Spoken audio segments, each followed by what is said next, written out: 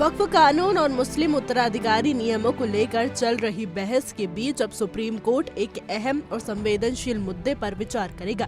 ये सवाल उठाया गया है कि क्या मुस्लिम समुदाय को अपनी पैतृक और स्वयं अर्जित संपत्तियों के मामले में शरीयत कानून के बजाय भारत के धर्मनिरपेक्ष उत्तराधिकारी कानून के तहत लाया जा सकता है, और वो भी इस तरह कि उनकी धार्मिक आस्था पर कोई प्रभाव न पड़े। सुप्रीम कोर्ट की पीठ, जिसमें चीफ जस्टिस संजीव खन्ना और न्यायमूर्ति संजय कुमार शामिल है, ने केरल के त्रिशूर निवासी नौशाद के की याचिका पर सुनवाई के लिए सहमति जताई है। याचिकाकर्ता ने कहा है कि वो इस्लाम धर्म को त्यागे बिना शरीयत की जगह भारतीय उत्तराधिकारी कानून के अंतर्गत आना चाहते हैं। दोस्तों, आपको बता दें कि याचिका में इस बात पर जोर दिया गया है कि शरीयत के तहत कोई मुस्लिम व्यक्ति केवल अपनी संपत्ति का 1/3 हिस्सा ही वसीयत द्वारा किसी को दे सकता है, और वो भी सिर्फ गैर उत्तराधिकारियों को। बाकी 2/3 हिस्सा इस्लामी उत्तराधिकार नियमों के अनुसार कानूनी वारिसों में विस्तृत किया जाता है।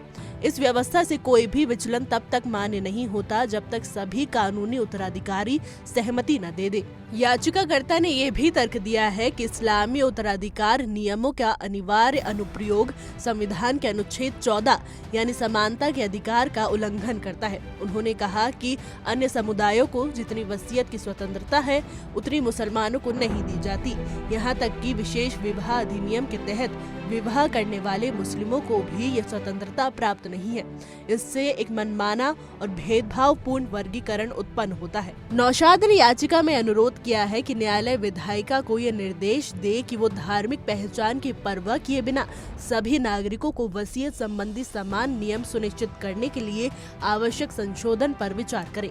सुप्रीम कोर्ट ने ये याचिका पर केंद्र सरकार और केरल सरकार को नोटिस जारी करते हुए जवाब दाखिल करने को कहा है।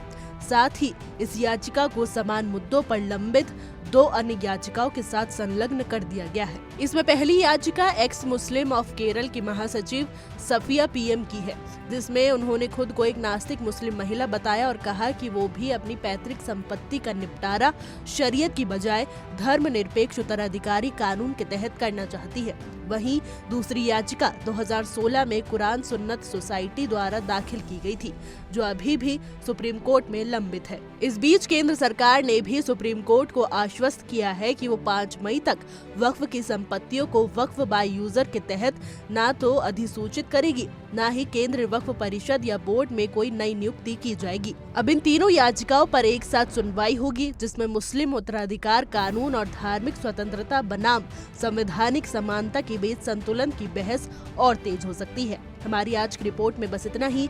कैसा लगा आपको हमारा वीडियो, कमेंट करके जरूर बताइएगा।